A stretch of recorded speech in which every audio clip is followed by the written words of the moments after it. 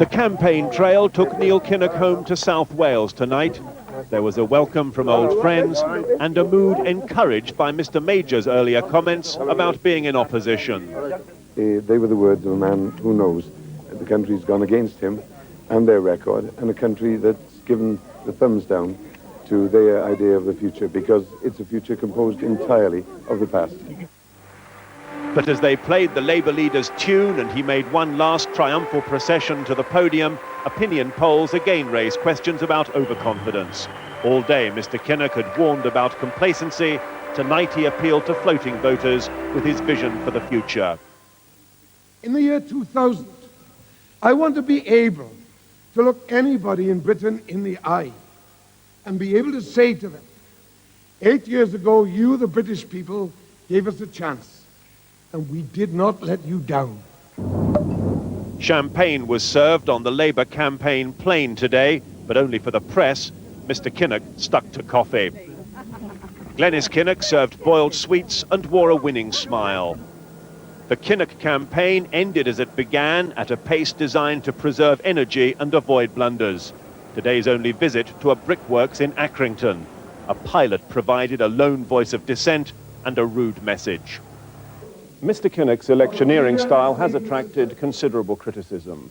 Too many photo opportunities, not enough contact with real voters is the complaint. But party strategists believe they've handled matters more skillfully than their opponents, and that Mr. Kinnock has successfully sold himself as the next Prime Minister.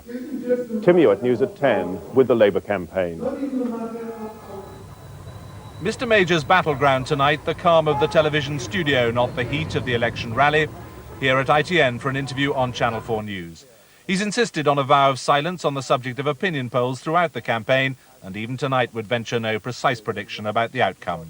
I didn't make a prediction last time, and I'm not going to make a prediction this time, except this: we will win, and by a clear majority. He spent the day trying to turn the undecideds into decideds, the battle bus weaving through the London marginals, and on board no regrets about his much criticised campaign. No, I don't think you can look back and say I do things differently.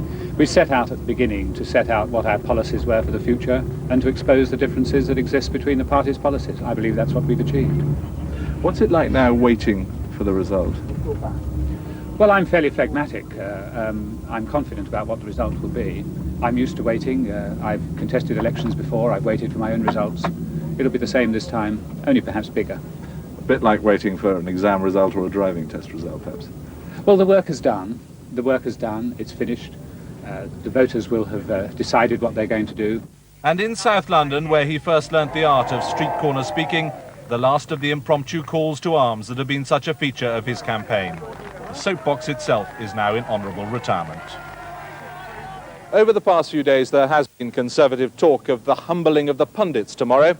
But as Mr. Major awaits polling day here at Downing Street, there is also talk among senior Conservatives about being the largest party in Parliament, but not with an overall majority.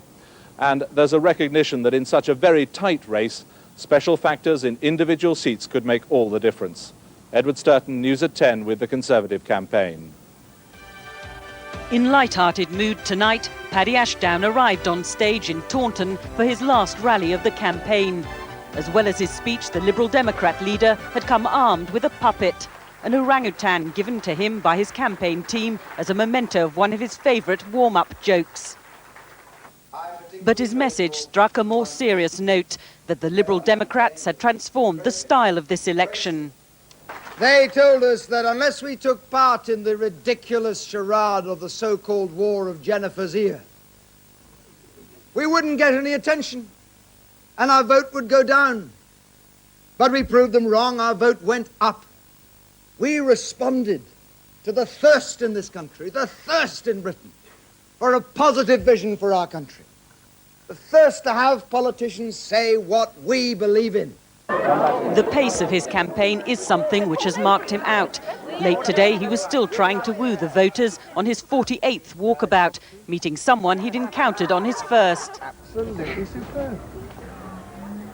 And there was another unexpected encounter during one of ITN's live broadcasts. Crisscross the country. It's a lovely day, and how well are you keeping? Paddy, you can tell us what it's been like yourself. I'm now about to doorstop you. Have you been exposed to She's never lost her words. Have you been exposed Always. to proper cross-examining? Always, Libby, and chiefly by you. And proper questioning? Oh, absolutely. Would you like to tell our viewers then No, I'll leave what you you to think do you've that. achieved? We knew we wouldn't faze you. It's a joke from them in there, you realise that, don't Great. you? Well, it's been great fun, Paddy, and good luck. Great fun. Tonight, with a parting message to a crowd of supporters, the Liberal Democrat leader's campaign finally closed. All right, good luck.